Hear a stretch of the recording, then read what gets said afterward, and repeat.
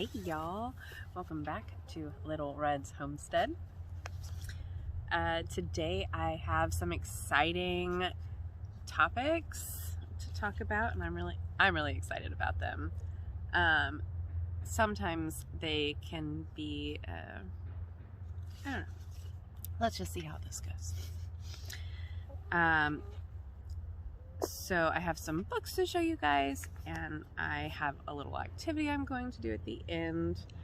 I'm going to try and make it pretty quick because, I don't know, if you're anything like me, I don't have a lot of time to sit around and watch YouTube videos. So that's why the Wheel of the Year is why celebrating the changing of the seasons and the seasons of life is important to me. I live in Texas, where it is real hot a lot of the year, and I hate it in the summer. I hate it. A lot of people love it.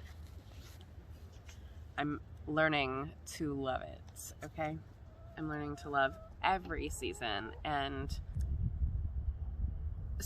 so celebrating each season as it comes and the Wheel of the Year have really taught me kind of how to be present in the moment and just take life slow. It shouldn't always be a rush, I think. So the first, excuse me ladies, I need some peace.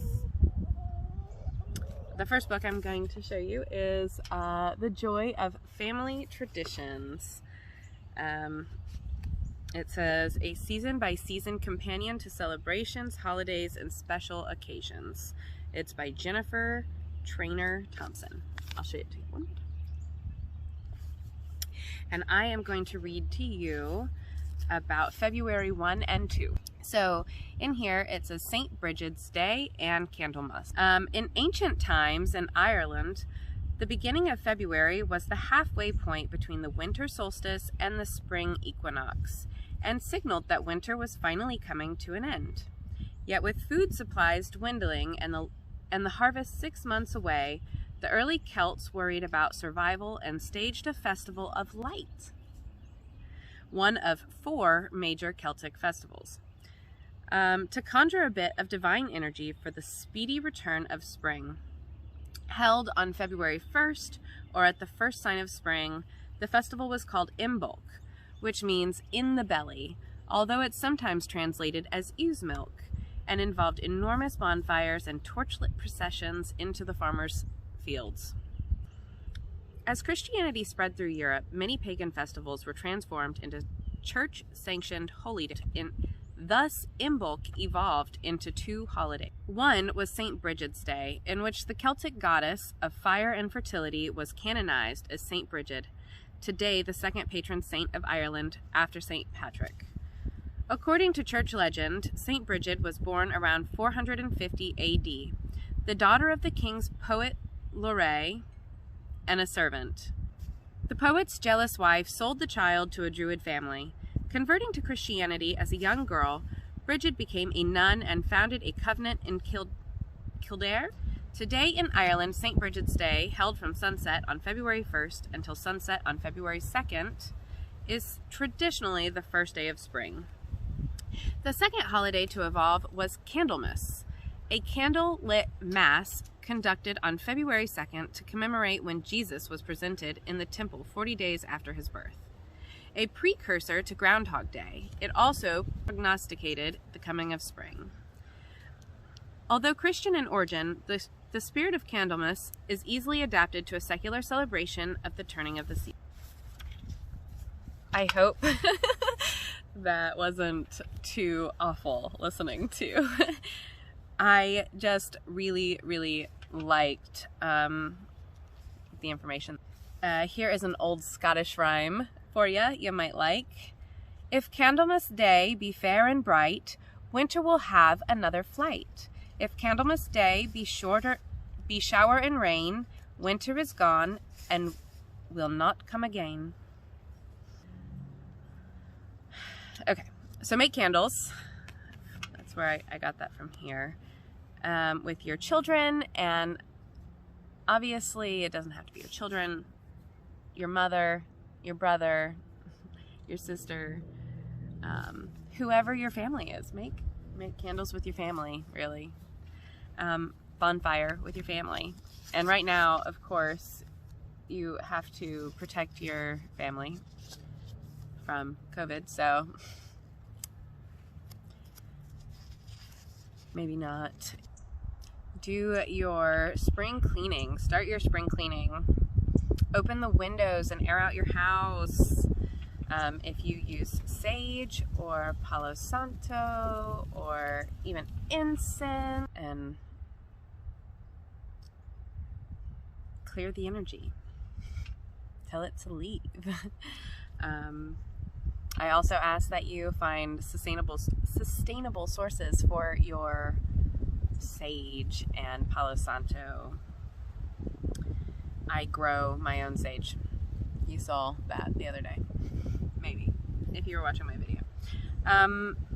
Start your garden plans and pick out your seeds, maybe bless them, cleanse the energy on them if you would like.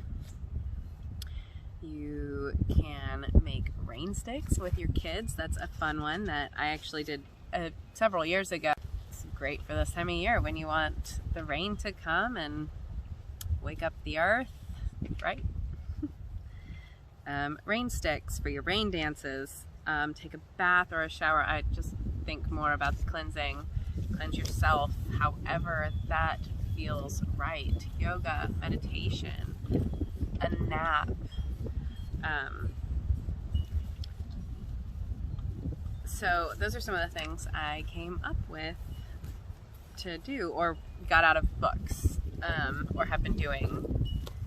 Not on a huge piece of land, and we don't want to turn the whole thing into a garden, sorta. The whole thing will be a garden in a sense, but not a vegetable garden. So, we've got our area that we've picked out. We've got, you know, some ideas, but I got started with this book. He talks about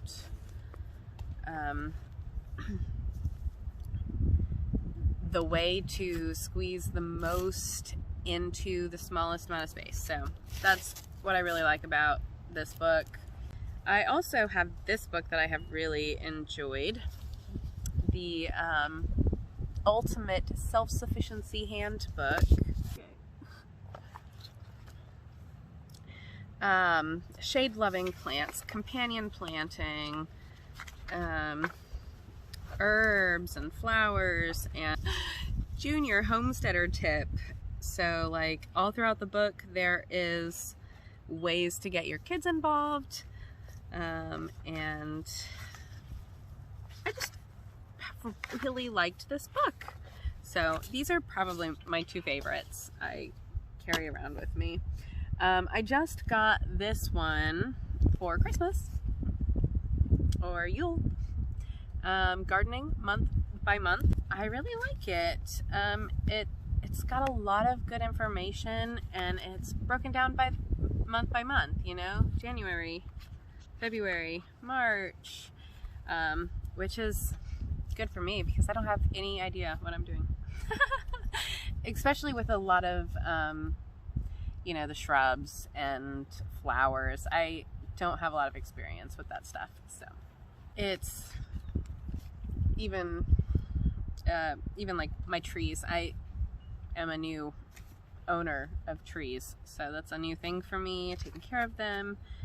And it's got, I think, 3 different sections in each month, but it's got like the weather watch, so it'll talk a little bit about what you can expect the weather to be.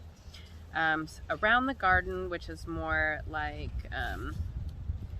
things like start destroying weed seedlings and keep an eye on your ponds and get to know your soil better, improve your drainage.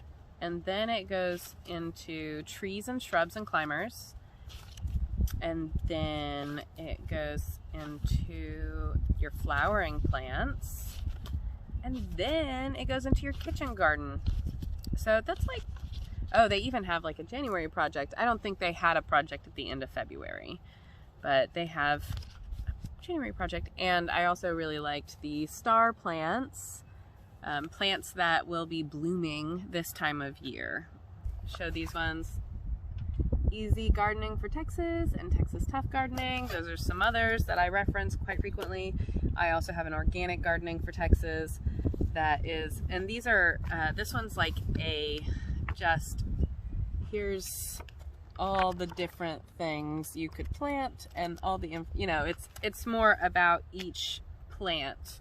I'm gonna start with this design. I'm nervous. I am going to start by taking my measuring tape, and I'm going to measure my hugel, which is basically a hill of decaying tree limbs and leaves, and I will eventually put compost on top and soil, and it will be like a hill in the garden. You might be able to see it back there. Over here, maybe? Maybe.